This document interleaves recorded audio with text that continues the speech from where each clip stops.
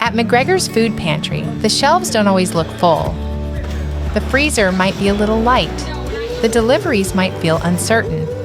But somehow, week after week, people are fed.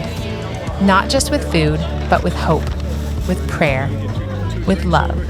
This is episode 4 of our series on the food pantry. And today we're talking about something bigger than trucks and storage bins. We're talking about the God who provides. There's a quiet rhythm to the pantry. Volunteers prepping, trucks unloading, families arriving. But behind it all is a current of faith. That faith is lived out in the lives of those who serve, like Bob. We've had some, there are miracles happen where somebody will just be driving by and he'll say, I needed to donate food, and I was going to find a place, and there you were. Bob doesn't say that lightly. He's seen those moments. When the need feels greater than the supply, when volunteers wonder if the delivery will make it in time. And yet, it always does. And they'll drive in, and so we have people drop off, boxes of food. We had a delivery the other day where family had bought a lot of frozen meat, and it was still frozen solid, hard as a tabletop, and they wanted to donate it to us. So we inspected it carefully, and it was still frozen. They guaranteed that it hadn't been thawed out or warmed up. And so we took it in, we gave that out. So we have donations, we have the stuff from church, and then we have the 2 big suppliers that we have. That kind of timing, it doesn't just feel coincidental. It is God over and over again. Often the most powerful stories of provision actually start with a simple donation. Here's Bob. We don't know where it's going to come from, but we just know God keeps providing it. One day we had one of our members, I think it was one of our members, had a girl's bicycle, and they had bought it for Christmas, I think it was, and anyway, they got it home and everything, and then decided it really wasn't what their granddaughter, I think it was, wanted, and so anyway, they brought the bicycle in, so we had the bicycle here in the back, and I pumped up the tires, filled them up there, made sure everything was all tight, and we talked to our counselors and said, you're going to come across a family that has a little girl that needs a bicycle. 2 days later, we had a family that came in. They were upset because they couldn't afford a Christmas present for their daughter, and what she really wanted was a bicycle. We brought the family back with a little girl, and we said, is this your bicycle? And she just lit up. It was like God provided what she needed a day or 2 ahead of time. All we had to do is be willing to find the right people. Provision in Bob's story isn't just about meeting a need. It's about relationship. He doesn't just hope God will show up. He expects it.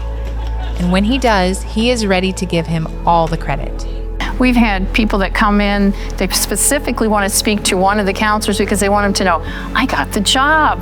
I had this happen. The other day, one of the ladies came in, I got a voucher for housing. I'm so excited. I've been praying about it. And they do. They want to come back and share what their concerns were with it. One time we had somebody that was with a counselor, and they were praying that a person could get a job. They were doing that. A minute later, the phone rang. And it was somebody talking to them about a job. It was like, not usually instantaneous like that. That trust is what fuels every part of the pantry.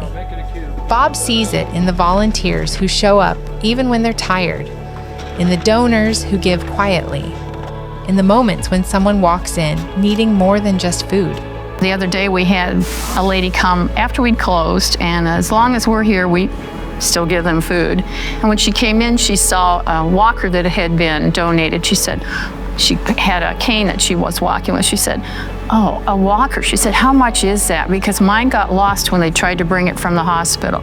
We said, it's for free. Well, that just made her day. She was in the right place, right time, by God's timing. And sometimes the provision isn't just for the people the pantry serves.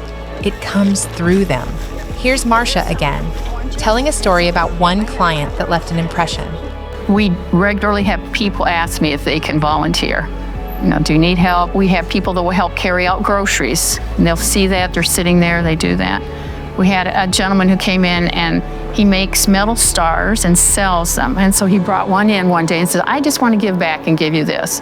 So I said, oh, that's great, so took it. And so the next time he comes, there's his star, and he's going to feel pride that he was able to give back. And they'll say things like, whenever I get back on my feet, I'm going to give to the pantry, and they're very appreciative.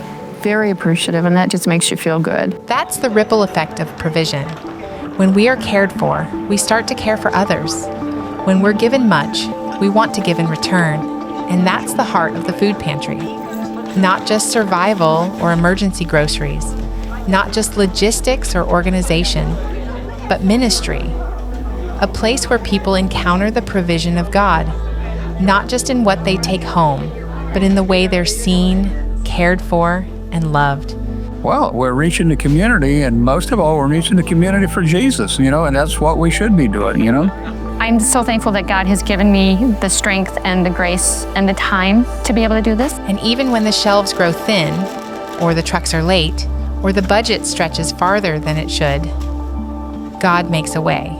We should not try to pretend that it's not difficult, but we know that God is growing us and strengthening you so that when you encounter someone who's going through a hard time, you can encourage them when you come out of the other side and see how God just sustained you through all of that. Our church members and people that work at church regularly drop off plastic bags, and they also drop off groceries in there, and we pick those up on Sunday after churches are over, and we bring those in.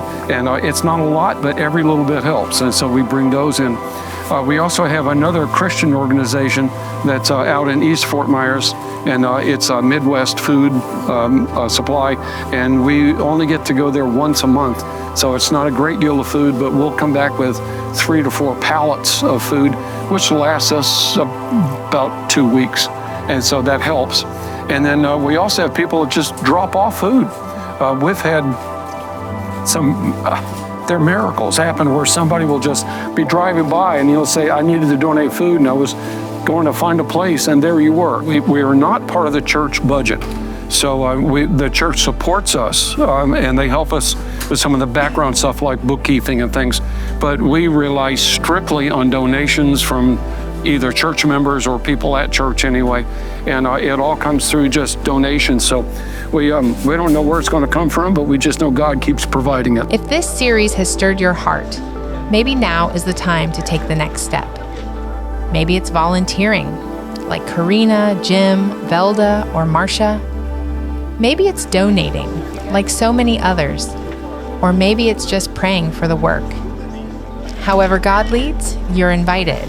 And from all of us at the Food Pantry, thank you for believing, for giving, for trusting in a God who always shows up right on time.